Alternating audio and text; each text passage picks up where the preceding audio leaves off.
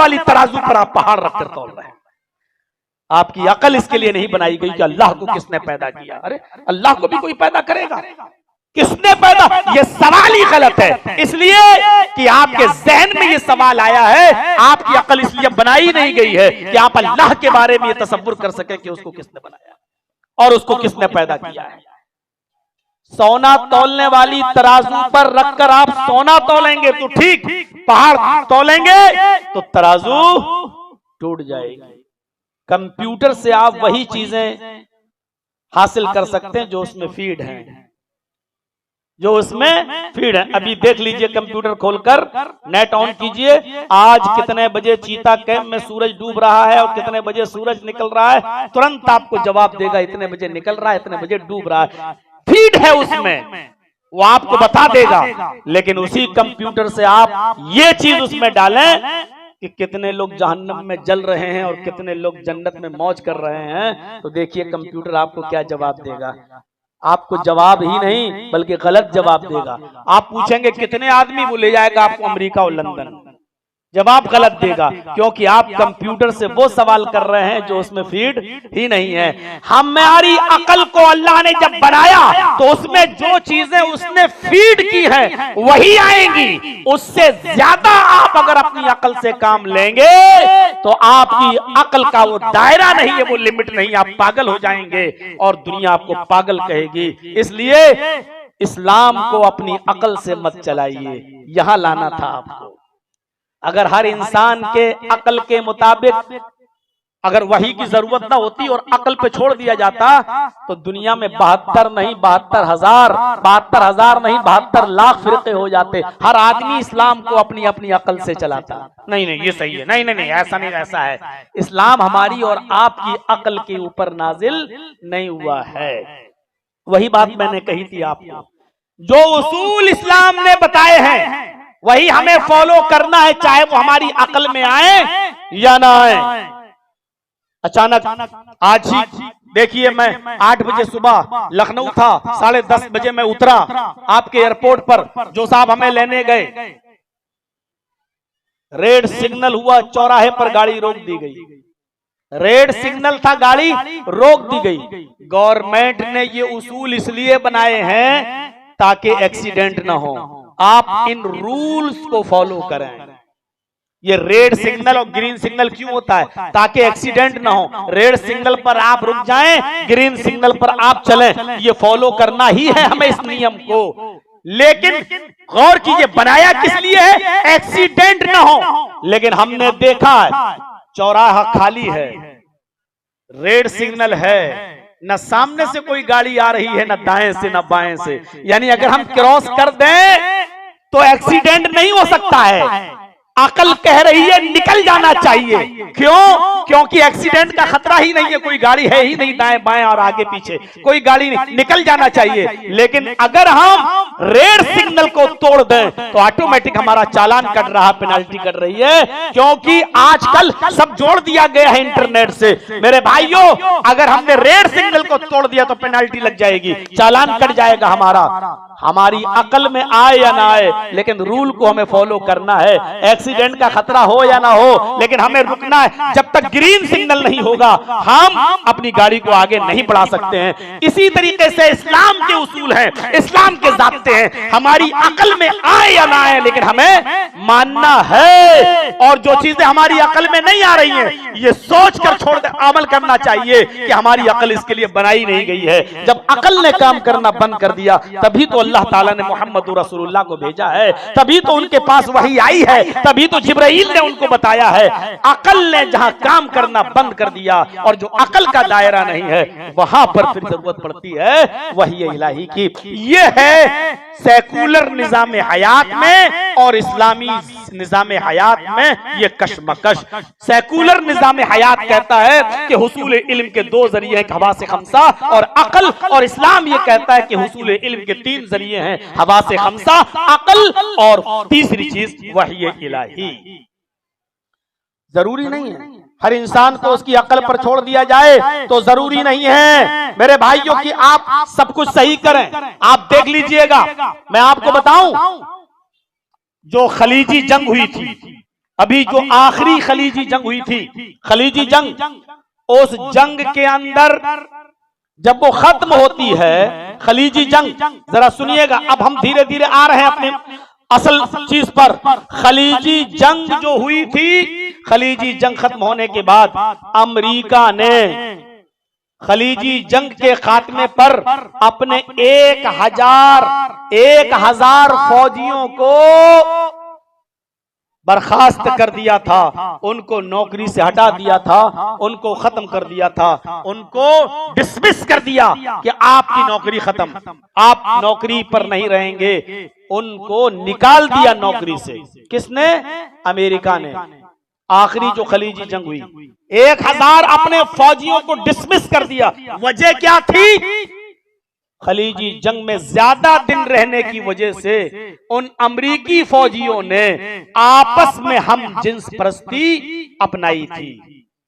आपस में हम जिन्स परस्ती, अब इससे ज्यादा खुलकर हम नहीं बता सकते, आप समझ गए होंगे। ज्यादा दिन अपने घरों से दूर रहने की वजह से इन अमेरिका के फौजियों ने आपस में हम जिन्स परस्ती अपनाई थी। जब इसकी इतला अमेरिका को मिली तो जंग के खात्मे पर 1000 अमेरिका ने अपने फौजियों को निकाल दिया, डिसमिस कर दिया। और जब अमेरिका के लोगों को पता चला कि इन्होंने 1000 लोगों को नौकरी से निकाल दिया, तो अमेरिका में एहतिजाज हुए, उनके अमेरिका की हुकूमत के खिलाफ जलसे हुए, जुलूस निकाले गए, उन्हें 1000 लोगों को वापस लिया जाए। अरे उनका कसूर क्या था? अरे वो अपनी बीवियों से दूर थे, अपने घर से दूर थे, एक शहावत थी, अगर उन्होंने आपस में अपनी शहावत को पूरा कर लिया तो ये कौन सी बुराई कर ली, क्या गुनाह कर लिया? कोई बुराई नहीं थी। लिहाजा यह एहतिजाज इतने जोरों शोरों पर मचाया गया कि अमेरिका की हुकूमत को उन 1000 फौजियों को वापस लेना पड़ा, उन 1000 लोगों को वापस लेना पड़ा नौकरी पर। यह अक्ल का नुकसान है, यह अक्ल का नुकसान है। अमेरिका ने इसलिए निकाला कि इन्होंने हम जिन्स परस्ती की, मर्दों ने मर्दों के साथ गलत ताल्लुक कायम किए। लेकिन अमेरिका की आवाम कह रही है ये कोई गलत चीज नहीं है, ये कोई गलत बात नहीं है। अगर कोई शख्स अपने घर से बहुत दूर है और कई महीनों तक दूर है, अगर उसने किसी मर्द ने मर्द से अगर अपना अगर ताल्लुक कायम कर लिया तो ये अकल के खिलाफ नहीं है। उन्होंने सही किया है। कहां जाए वो क्या करते? अगर आपस में रजामंदी के साथ मर्दों ने मर्दों से ताल्लुक कायम कर लिया तो कोई बुराई नहीं है। यह है अक्ल का नुकसान। और जहां अक्ल काम करना बंद कर देती है वहां वही इलाही की जरूरत पड़ती है।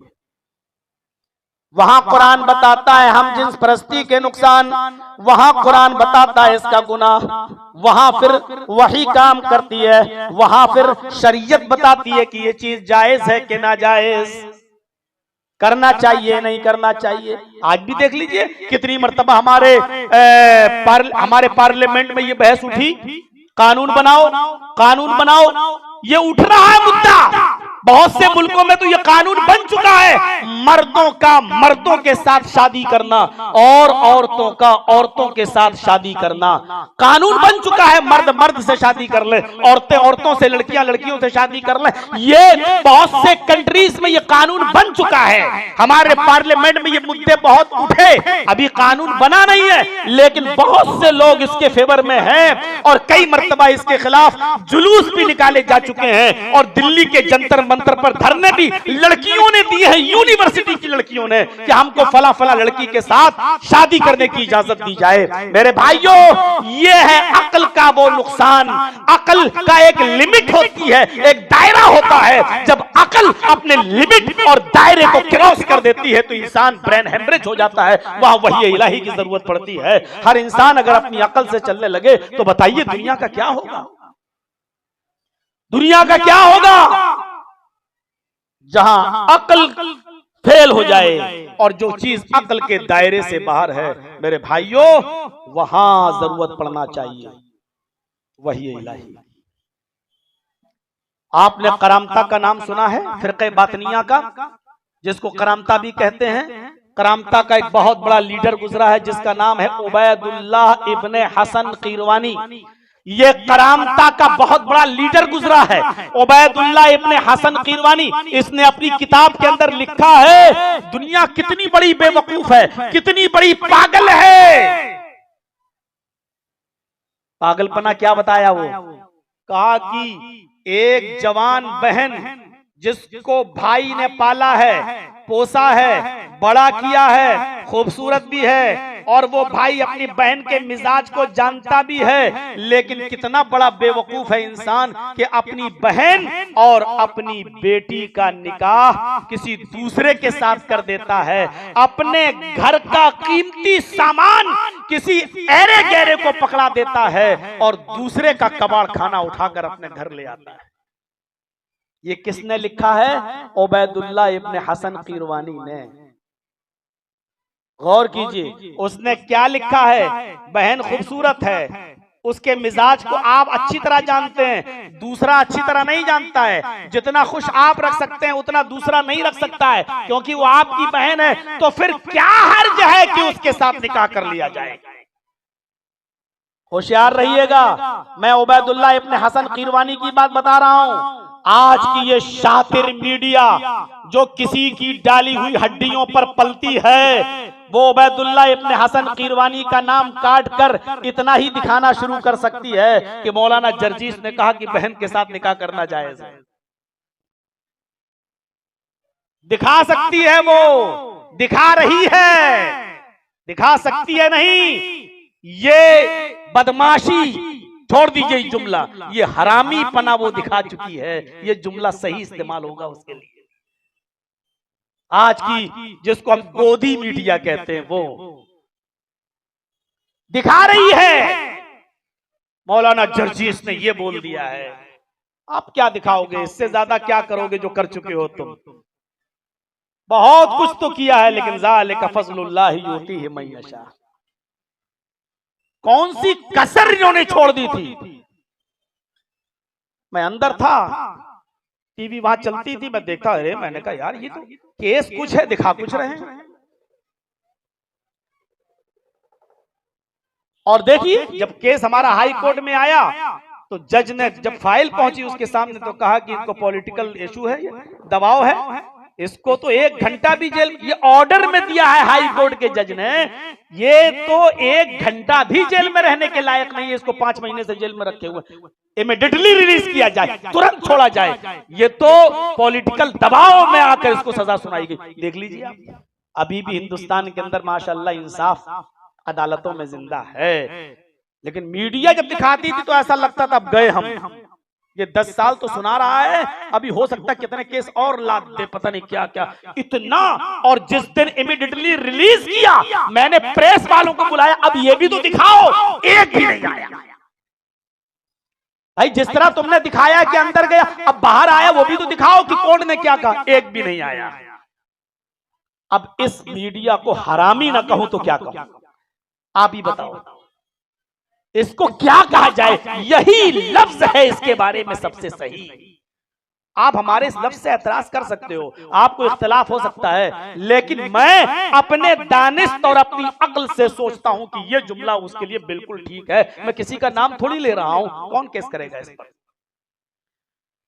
बुलाया तो कोई नहीं आ रहा है, प्रेस कॉन्फ्रेंस कर रहा हूं तो कोई नहीं आया, बस इतना बता दिया अब जमानत पर बाहर है, बस इतना बता के निकल गए। और ये नहीं बता इमीडिएटली रिलीज किया जाए, फौरन छोड़ा जाए, तत्काल छोड़ा जाए, 1 घंटा भी जेल में रहने के लायक नहीं, ये सब जो बोला गया वो नहीं बताया जा रहा है। आप अंदाजा लगाइए मीडिया का हाल। तो चलिए खैर, ये तो दूसरी बात हो गई। तो मैं बताना ये चाहता था, उबैदुल्लाह इब्ने हसन कीरवानी ने कहा है कि लोग कितने बेवकूफ हैं कि अपने घर का कीमती माल, कीमती असासा और सरमाया दूसरे को दे देते हैं और दूसरे का कबाड़ खाना उठाकर अपने घर ले आते हैं। देखिए अकल की खराबी देखिए। अच्छा, अगर थोड़ी देर के लिए मान लिया जाए कि अकल से इल्म हासिल होता है, तो हम पूछना चाहते हैं अकल के एतबार से क्या बुराई है? अकली एतबार से देखा जाए तो इसमें तो कोई बुराई नजर नहीं आ रही है। भाई आगे उबैदुल्लाह इब्ने हसन कीरवानी ने लिखा है, मुझे बुराई तो समझाए कोई। आप अपनी बहन के हाथ से पका हुआ खाना खा सकते हो, आप अपनी बहन के हाथ से दवा खा सकते हो, आप अपनी बहन के बिछाए हुए बिस्तर पर सो सकते हो। उबैदुल्लाह इब्न हसन कीरवानी लिख रहा है, मैं नहीं बोल रहा हूं, कह रहा है उसके हाथ का पका हुआ खाना खा सकते हो, उसके हाथ से बिछा हुए बिस्तर पर सो सकते हो, उसके हाथ से दवा इस्तेमाल कर सकते हो, उसके धुले हुए कपड़े पहन सकते हो, उसके हाथ से धोए हुए कपड़े पहन सकते हो, उसके साथ सफर कर सकते हो, उससे हाथ मिला सकते हो, मुआनिका कर सकते हो। तो इंसानी नस्ल बढ़ाने के लिए उससे निकाह करके उससे बच्चे पैदा क्यों नहीं कर सकते हो? इसमें क्या बुराई है? अगर अक्ल के एतबार से देखा जाए तो मुझे बताओ क्या बुराई है?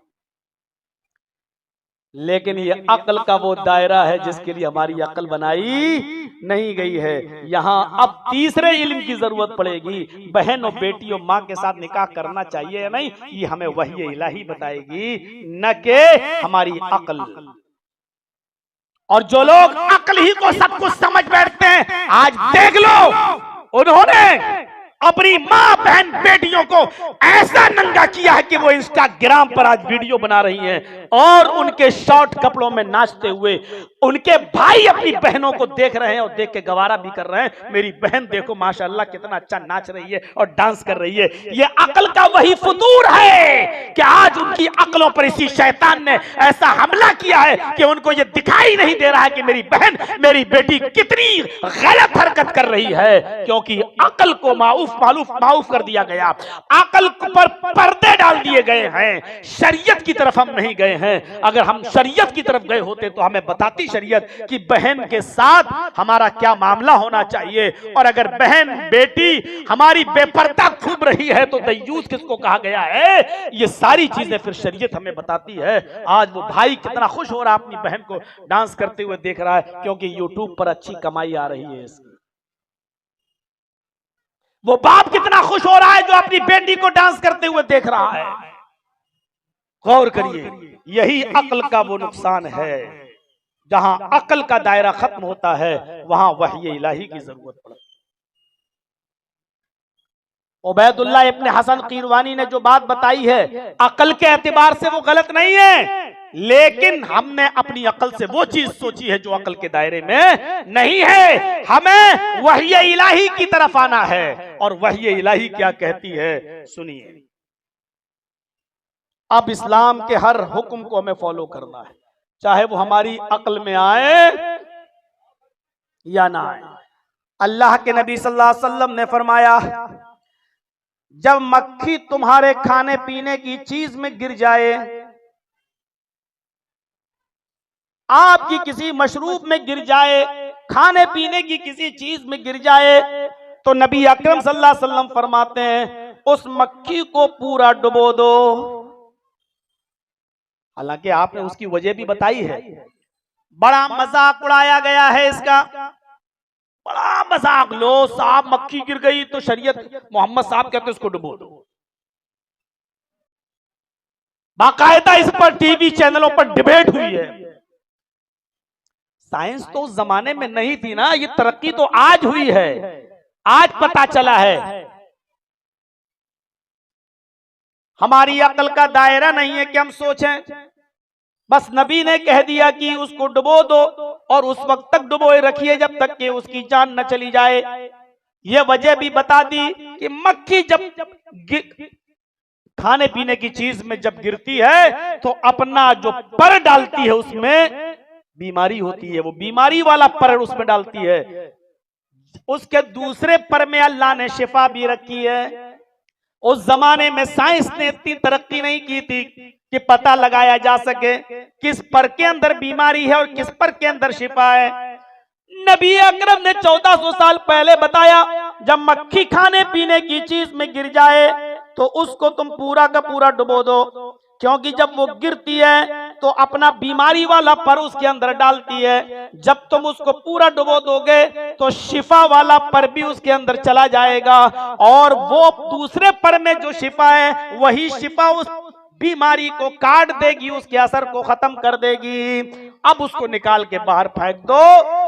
आज हिकमत ने ये साबित कर दिया और साइंस ने ये साबित कर दिया। जो लोग बायो वगैरह पढ़ते हैं उनको मालूम होगा, जो MBBS की डिग्री हासिल करते हैं, जो कॉलेजों में पढ़ते हैं उनको मालूम होगा कि मक्खी के 2 पर में, एक पर में बीमारी होती है और दूसरे पर में शिफा। ये आज की मौजूदा साइंस ने बताया है। हमारा ईमान और मजबूत हो गया इससे। मोहम्मद रसूलुल्लाह सल्लल्लाहु अलैहि वसल्लम की बात पर अगर साइंस ईजाद भी नहीं होती तब भी हमें कोई एतराज नहीं था, हमारे ईमान के लिए काफी था। लेकिन आज की मौजूदा साइंस ने यह साबित कर दिया कि मक्खी के एक पर में बीमारी और दूसरे पर में शिफा होती है। लिहाजा इसने नबी अकरम पर हमारे ईमान को और ज्यादा मजीद बढ़ा दिया है। हमें कोई इससे एतराज नहीं है, ईमान मजबूत हो गया। हमें मानना है, बस अकल दौड़ाने की जरूरत नहीं। वाह साहब, अब आजकल क्या होता है, चाय में मक्खी गिर गई तो चाय नहीं पिएंगे ना। कितने नफासत परस्त लोग हो गए आज। नबी की सुन्नत को छोड़कर अब हम चाय ही नहीं पिएंगे। हटाओ, ये आपने जो बताया उस पर नहीं, अब चाय नहीं पिएंगे। अंदाजा लगाइए आप, अल्लाह के नबी सल्लल्लाहु अलैहि वसल्लम ने 1400 साल पहले कहा था, दूध पीता बच्चा अगर तुम्हारे कपड़ों पर पेशाब कर दे, गोद में लिए हो, और वो बच्चा दूध पीता है, अपनी माँ का शीरख्वार बच्चा है, और वो पेशाब कर दे, अगर वो मेल है, लड़का है, तो उसके पेशाब की जगह पर छींटा मार लिया जाएगा और वो छींटा मार के काम चला लिया जाएगा, आप नमाज पढ़ने जा सकते हो। लेकिन नबी अकरम ने आगे फरमाया, अगर लड़की है, शीरख्वार दूध पीती बच्ची है, अगर वो तुम्हारे कपड़ों पर पेशाब कर दे तो फिर छींटे से काम नहीं चलेगा, बल्कि उतने हिस्से को धुलना पड़ेगा। नई रीजन समझ में आता था उस जमाने में, साइंस ने तरक्की नहीं की थी।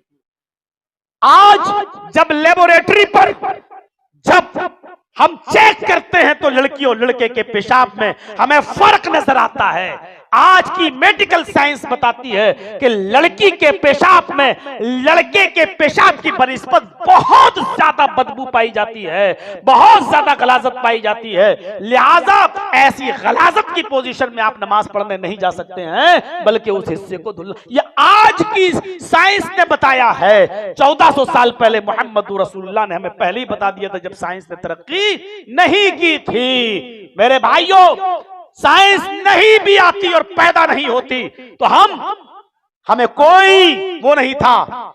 हमारे लिए नबी अकरम की हदीस पर ईमान लाना काफी था और वही हमारे लिए जायज था, हम उस पर अमल करते। लेकिन आज की मौजूदा साइंस ने हमें यह बता दिया है कि अल्लाह के रसूल ने जो बताया है उससे हमारा ईमान और मजबूत हो गया। अब हमें ये सवाल करने की जरूरत नहीं, लड़के का क्यों नहीं धुला जाएगा और लड़की का क्यों धुला जाएगा, कुछ नहीं। आप अपनी अकल से वो सवाल कर रहे हैं जो आपकी अकल का दायरा नहीं है। नबी अकरम ने जो बता दिया हमें और आपको उसको फॉलो करना पड़ेगा, मानना पड़ेगा। अल्लाह के रसूल सल्लल्लाहु अलैहि वसल्लम मेराज पे गए, बैतुल मुकद्दस में आपने सारे नबियों को नमाज पढ़ाई और नमाज पढ़ाने के बाद वहीं से आपको मेराज हुई और आप गए। पहला आसमान, दूसरा आसमान, तीसरा आसमान, चौथा आसमान, पांचवा आसमान, छठा आसमान, सातवां आसमान, और सातवें आसमान के पास जब पहुंचे जहां सिदरतुल मुंतहा है, उसी को मकामे जिब्रील भी कहा जाता है, वहीं तक हजरत जिब्राइल अलैहिस्सलातु वस्सलाम नबी अकरम सल्लल्लाहु अलैहि वसल्लम को ले जाते हैं। वहीं पर नबी अकरम सल्लल्लाहु अलैहि वसल्लम को ले जाते हैं और कहते हैं कि अब आप चलिए, अब आप जाइए, मेरी रसाई यहीं तक थी, मेरी पहुंच यहीं तक थी, इसके आगे हम नहीं जा सकते। अल्लाह के नबी सल्लल्लाहु अलैहि वसल्लम ने सवाल भी किया, आए जिब्रील, क्या हक के रिफाकत के अंदर आपने मुझे गलत पाया है? क्या मेरे अंदर कोई कमी देखी है? क्या दोस्ती के अंदर कोई कंजूसी देखी है, कोई बखीली देखी है? क्या मैंने हक के रिफाकत नहीं निभाया है? फरमाया, आए मोहम्मद सल्लल्लाहु अलैहि वसल्लम, ऐसी बात नहीं है। आए अल्लाह के रसूल, ऐसी कोई बात नहीं है। बस मेरी मेरी रसाई यहीं तक है। अल्लाह रब्बुल आलमीन ने इससे ज्यादा मुझे जाने का हुक्म नहीं दिया। अगर 1 इंच भी मैं इसके आगे कदम बढ़ा दूंगा तो अल्लाह की तजल्ली और नूर से मैं जलकर राख हो जाऊंगा। हजरत जिब्राइल ने ये कह दिया, फिर रुक गए। फिर अल्लाह के नबी आगे गए, आगे बढ़े। कोई ये ना कहे जिब्राइल जहां तक नहीं जा सके उससे आगे अल्लाह के नबी गए और यहां से वो गलत मसले निकालने लगे कि देखो आम इंसान होते तो आगे तक कैसे जाते। आप किसी गलत फहमी को दूर करने के लिए कुरान करीम ने ये फरमाया, मुहम्मदुर रसूलुल्लाह गए नहीं बल्कि अल्लाह ले गया। जिब्राइल को वहीं तक इजाजत थी, वहीं तक गए, उसके आगे हुक्म नहीं था, इसलिए वो नहीं गए। अल्लाह के नबी को अल्लाह ने बुलाया, आओ, अल्लाह ले गया। नबी नहीं गए अपनी मर्जी से, अल्लाह ले गया। और आपके शक को खत्म करने के लिए कुरान पढ़िए, सूरह इसरा, सुब्हानल्लज़ी अस्रा बिअब्दिही लैलम मिनल मस्जिदिल हराम इलल मस्जिदिल अक़सा। बाबरकत है वो जात जो ले गई अपने बंदे को, बाबरकत है वो जात अल्लाह की जो ले गई अपने बंदे को, जो ले गई अपने बंदे को। असरा बेअब्दी, यहाँ पे रसूली भी नहीं कहा, बे नूरी भी नहीं कहा, बे अब्दी ही कहा। सल्लो, तुम भी अब्द हो, मोहम्मद भी अब्द है, मोहम्मद भी अब्द है, लेकिन तुम्हें नहीं ले गई इसलिए तुम नहीं जा सकते हो, उनको ले गई इसलिए वो गए। सुभान अल्लज़ी असरा बेअब्दी ही, बाबरकत है वो जात जो ले गया अपने बंदे को। कहां? लैलन, राती रात, मस्जिद हराम से बैतुल मुकद्दस तक, और फिर उसके आगे अल्लाह ले गया, अल्लाह ले गया। अब कोई आदमी अल्लाह के बारे में सवाल ना करे, अल्लाह कैसे ले गया? जहां तक जिब्राइल नहीं, उससे आगे जिब्राइल नहीं जा सकते, नबी गए। नबी कैसे चले गए? अरे नबी नहीं गए, अल्लाह ले गया। अब सवाल ये मत कर अल्लाह कैसे ले गया, जहां आपने ये सवाल किया अल्लाह कैसे ले गया, समझ लो कि ये आपकी अकल का दायरा नहीं है। आप अपनी अकल से वो सवाल कर रहे हैं जिसके लिए आपकी अकल बनाई नहीं गई है। बिल्कुल वही सवाल कि अल्लाह को किसने पैदा किया? हर चीज को अल्लाह ने पैदा किया, अल्लाह को किसने पैदा किया? आपकी अकल का दायरा ये तो ठीक है कि हर चीज को अल्लाह ने बनाया, लेकिन अल्लाह को किसने पैदा किया? आपकी अकल का ये दायरा नहीं है।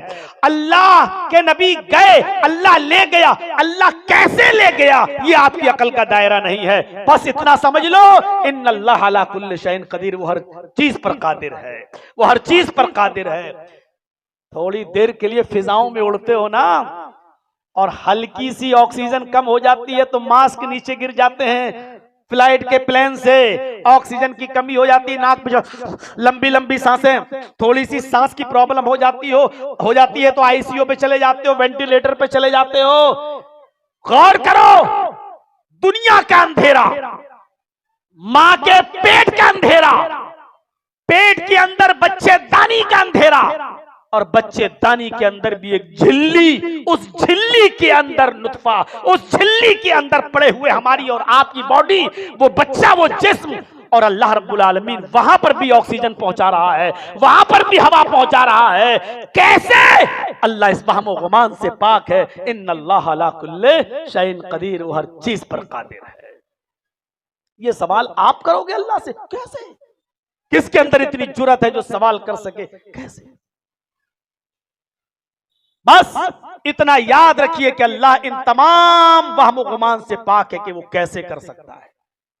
अल्लाह के बारे में बस ये अकीदा रखिए कि इन्नल्लाह अला कुल्लि शैइन कदीर, वो हर चीज पर कादिर है, उसके दस्ते कुदरत से कोई चीज बाहर नहीं है। ये अकीदा रखिए अल्लाह तबारक व तआला की जात के बारे में।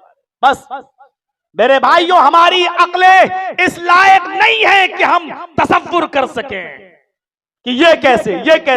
अकल का एक दायरा है। इस्लाम आपकी अकल पर नहीं चलेगा, आपकी अकल को वही इलाही के ताबे होना पड़ेगा। वही इलाही बताएगी खाला के साथ निकाह नहीं है, वही इलाही बताएगी बहन के साथ निकाह नहीं है, माँ के साथ निकाह नहीं है, बेटी के साथ निकाह नहीं है। और अपनी अकल से काम करोगे तो उबैदुल्लाह इब्न हसन कीरवानी की तरह बन जाओगे कितने लोग ऐसे हैं जो अपनी बहनों को आज चकले खानों पर बिठाकर भी उनकी कमाई खा रहे हैं, कोई फर्क नहीं पड़ता, क्योंकि उन्होंने इस वही इलाही को इल्म का जरिया नहीं समझा, उन्होंने अक्ल को इल्म का जरिया समझा है। हाँ, बहुत सी तवाइफें ऐसी हैं जो अपना जिस्म बेचती और कह रही है कि हमारी रोजी रोटी है, ये हमारा धंधा है। क्यों? क्योंकि उन्होंने वही इलाही को इल्म का जरिया नहीं समझा, उन्होंने अपनी अक्ल को एक मायार बनाया और उनकी अक्ल ये कहती है कि ये भी एक रोजी रोटी कमाने का जरिया है।